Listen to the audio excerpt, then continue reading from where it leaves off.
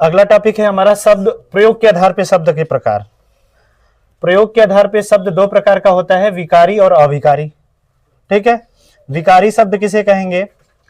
जो शब्द लिंग, वचन, कारक तथा काल यानी टेंस से प्रभावित होते हैं उन्हें हम कहते हैं विकारी शब्द। और जो शब्द लिंग, वचन, कारक और काल इन चारों से प्रभावित नहीं होते हैं उन्हें कहते हैं अविकारी शब्द। जैसे अगर मैं बात करूं संज्ञा की, तो संज्ञा भी प्रभावित होती है बाबू। सर्वनाम, सर्वनाम भी प्रभावित होता है।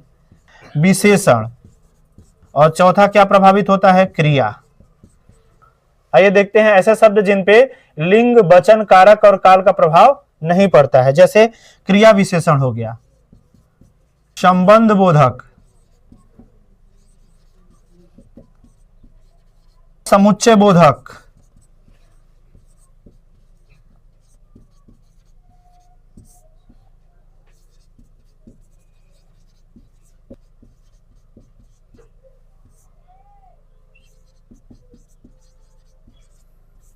ये ऐसे चार लोग हैं जिन पे लिंग, वचन, कारक और काल का प्रभाव पड़ता है, और ये ऐसे चार लोग हैं जिन पे लिंग, वचन, कारक और काल का प्रभाव नहीं पड़ता है।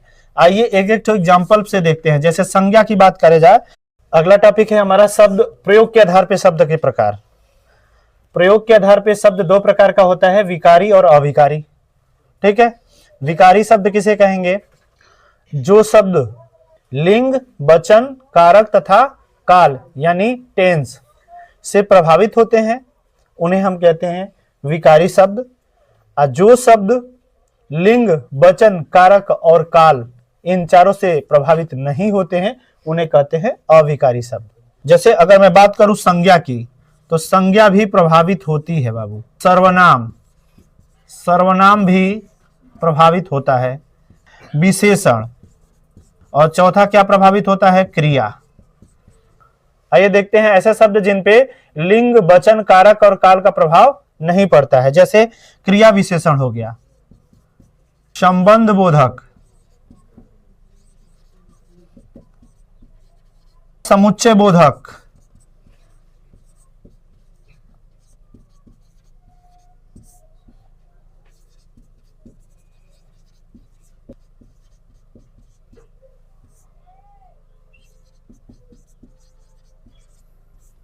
ये ऐसे चार लोग हैं जिन पे लिंग, वचन, कारक और काल का प्रभाव पड़ता है, और ये ऐसे चार लोग हैं जिन पे लिंग, वचन, कारक